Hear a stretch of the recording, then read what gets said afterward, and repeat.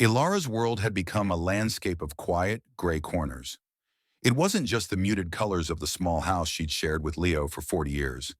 It was the absence of his laughter, the silence where his gentle humming used to be, the empty space beside her in their worn armchair. Leo had been her anchor, her quiet strength, and his passing had left her adrift in a sea of sorrow and overdue bills. Their life together had been one of simple pleasures and constant striving. Leo, a carpenter with hands that could coax beauty from stubborn wood, had worked tirelessly. Ilara had cleaned the local community hall for decades, her hands knowing the familiar scrub of linoleum and the polish of wooden tables.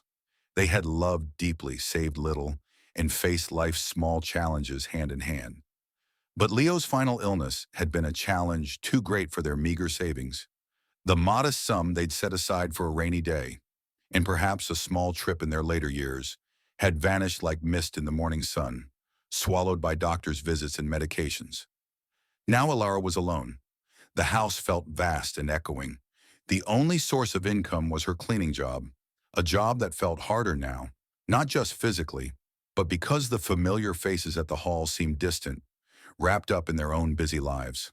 She saw the well-meaning pity in some eyes, the polite but hurried nods. It felt like the town, always a place of close-knit familiarity, now saw her differently. Not as Ilara, Leo's wife, part of a beloved pair, but as the quiet widow, struggling, perhaps a little lost. It was a different kind of loneliness, one that settled in the space between her and others. She remembered standing by Leo's grave, the damp earth clinging to her shoes. The small service had been sparsely attended. Leo was a private man, and his friends, like his life, were simple and few. Clutching the lapels of his old, slightly too large cardigan, the one that still held the faint scent of sawdust and his pipe tobacco, Ilara had felt utterly, terrifyingly alone. The world hadn't stopped for Leo, and it certainly wasn't stopping for her. The bills in the kitchen drawer were a stark reminder of that.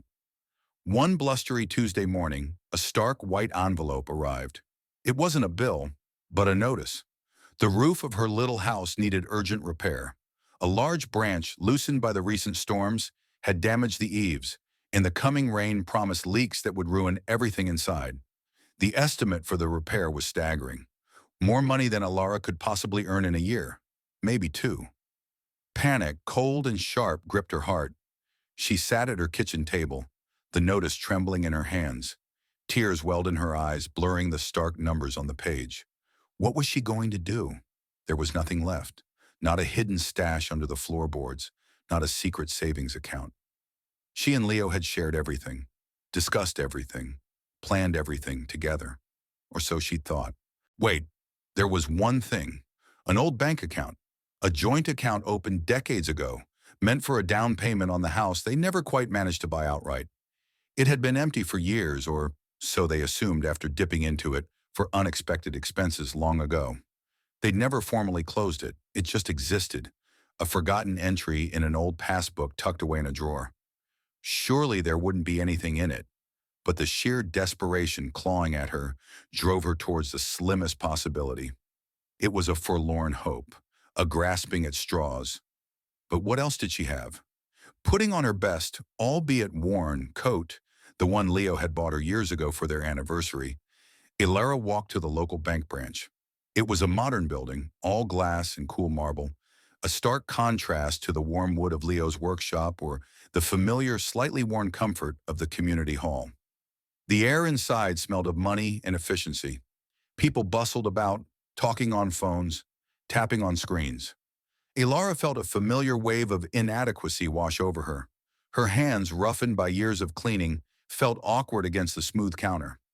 She waited patiently in the short line, her gaze fixed on the transaction screen of the teller. Finally, it was her turn.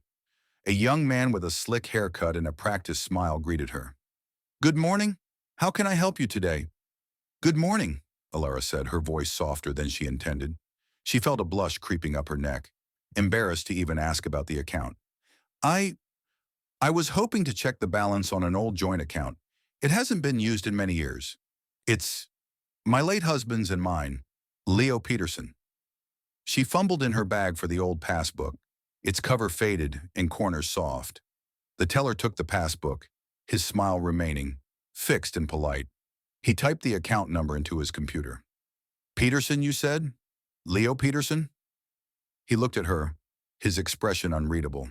Just a moment, ma'am. He began typing again, faster this time. The polite smile wavered, then disappeared. His eyes widened slightly, flickering between the screen and Alara's face. He stopped typing and leaned closer to the monitor, his brow furrowed in disbelief. He swallowed hard. The line behind Alara was growing, and she felt the pressure of impatient eyes. She shifted her weight, her hands twisting her worn handbag strap. Is there a problem? She asked, her voice barely a whisper. Is the account closed? The teller looked up, his face pale.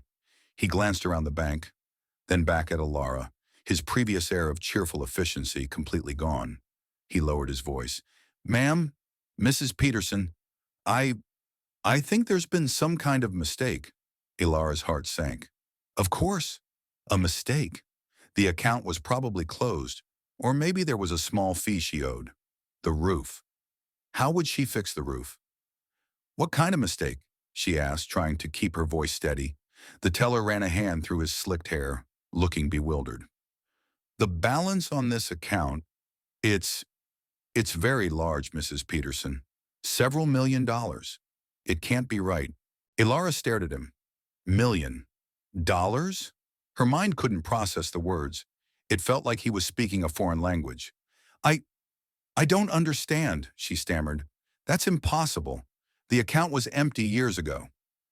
According to our records, ma'am, a very significant deposit was made approximately 10 years ago, the teller said, his voice still hushed, a crowd beginning to gather slightly, sensing a change in the air.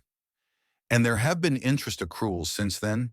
It appears legitimate. Alara felt the marble floor tilt beneath her feet. Million. Leo. A secret deposit. 10 years ago? It made no sense. Their lives hadn't changed. They hadn't suddenly been wealthy. They had still worried about grocery bills, still saved pennies, still put off repairs because they couldn't afford them. She managed to thank the stunned teller and slowly, unsteadily, walked out of the bank, the old passbook clutched tightly in her hand, the numbers dancing before her eyes. The bright sunlight felt blinding. The sounds of the street seemed distant and muffled. Her mind was a whirlwind. Leo? Millions? Why? How? And why hadn't he ever said a word? She didn't go home immediately. She walked instead to the park, the one with the old oak tree Leo loved, the one where they used to sit on the bench sometimes in the evenings, watching the ducks on the pond. She sat on their bench, the familiar wood cool beneath her. The world was no longer gray.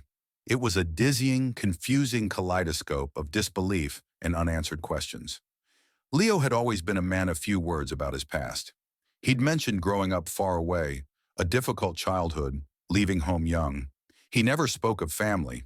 Alara had always respected his privacy, assuming his past was simply painful memories he preferred to leave undisturbed.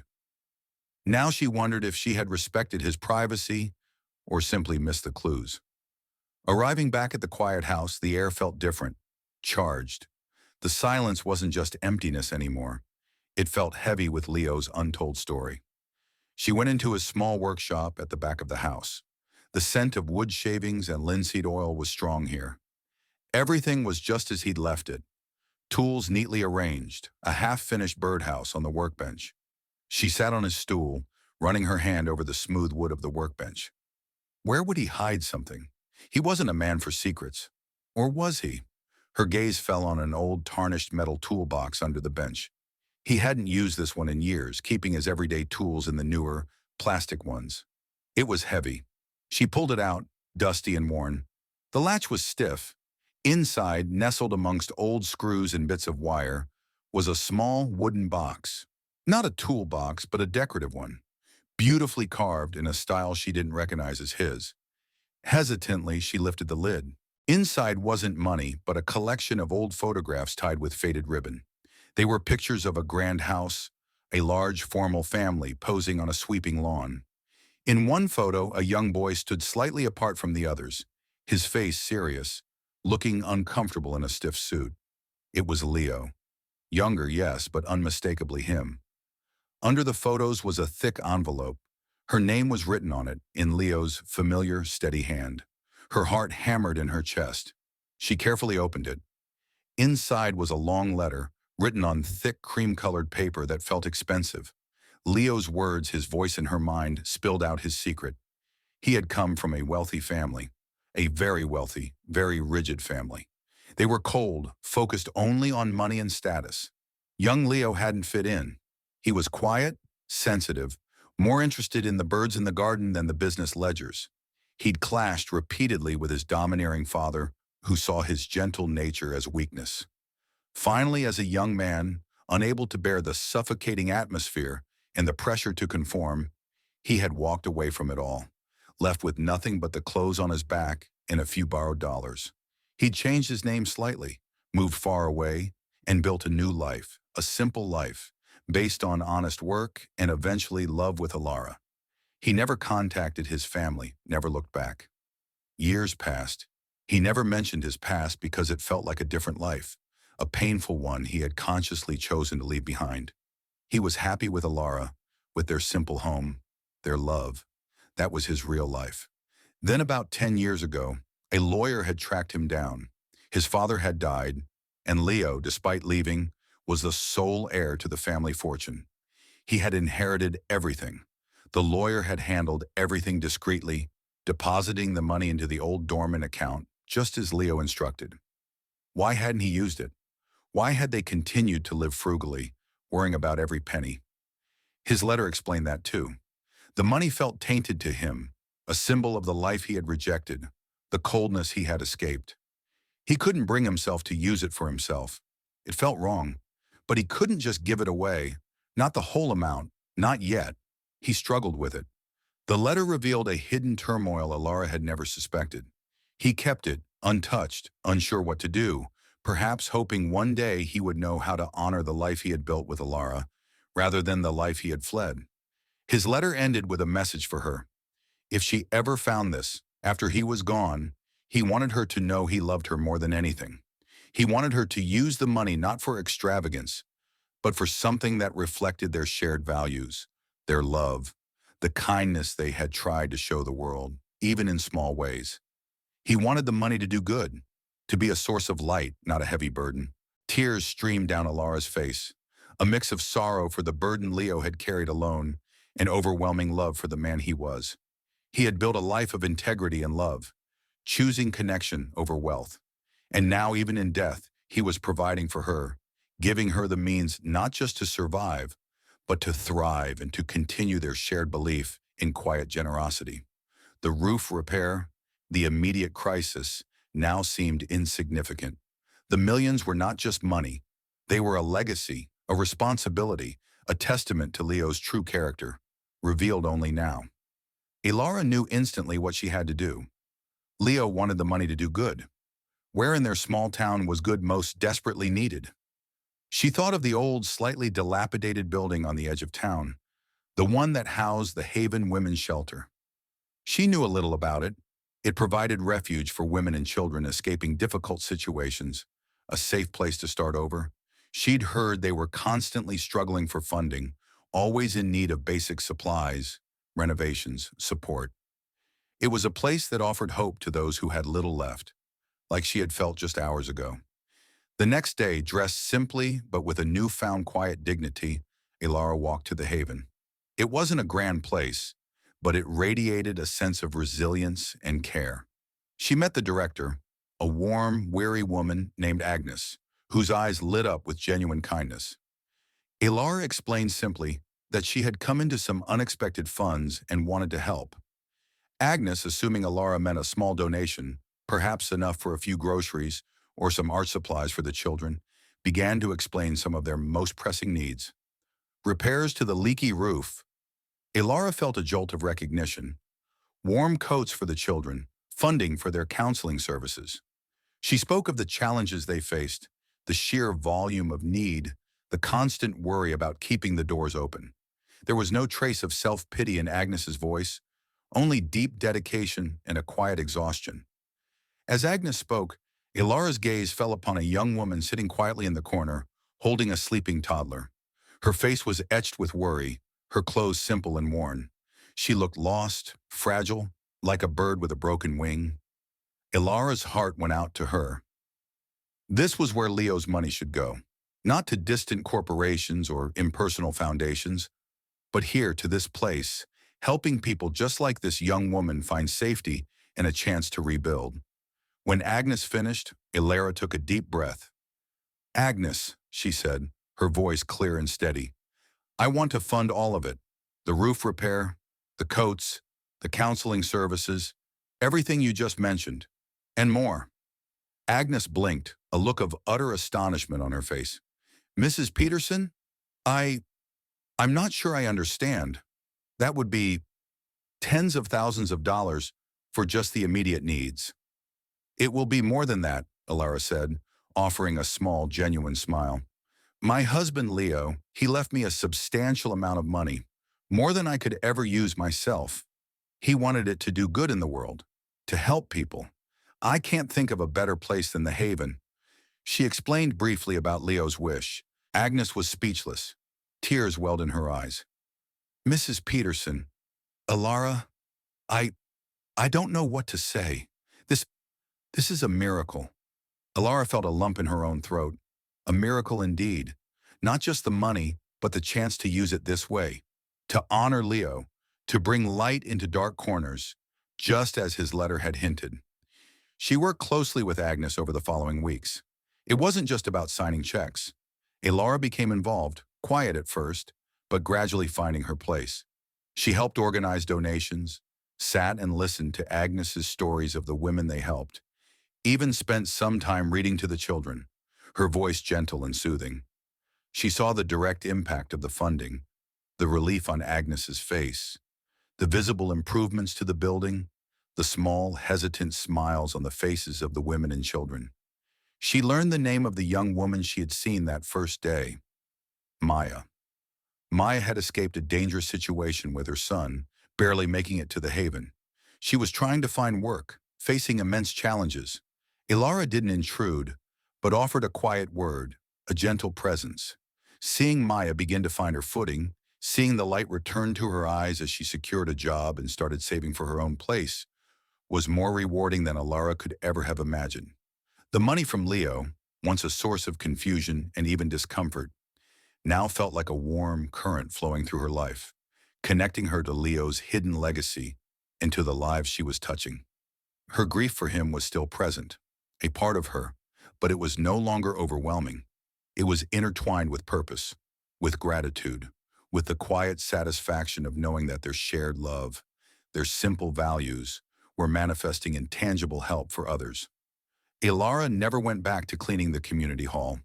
Her hands, once rough from scrubbing, now gently sorted donated clothes or helped serve meals at the Haven's communal table. The townspeople no longer saw the quiet widow defined by her loss. They saw Ilara, a woman of quiet strength and unexpected boundless generosity, a pillar of support for the Haven, her eyes reflecting not sorrow, but a deep, peaceful light. She kept Leo's letter in the small carved box, a reminder of his secret, of the journey that had led her here. The millions were simply a tool. The real treasure was the love they had shared, the values they had lived by, and the quiet, powerful way his legacy was now living on, bringing hope and healing to lives that desperately needed it. Ilara had found her purpose in carrying on Leo's hidden wish, transforming his burden into a blessing for countless others. Her heart, once heavy with grief, was now full, not just with memory, but with the vibrant, living energy of making a difference. The gray corners of her world had been washed away by the sunshine of shared kindness, a light that originated in a life lived simply but loved deeply, and revealed itself in an unexpected inheritance that became a river of hope.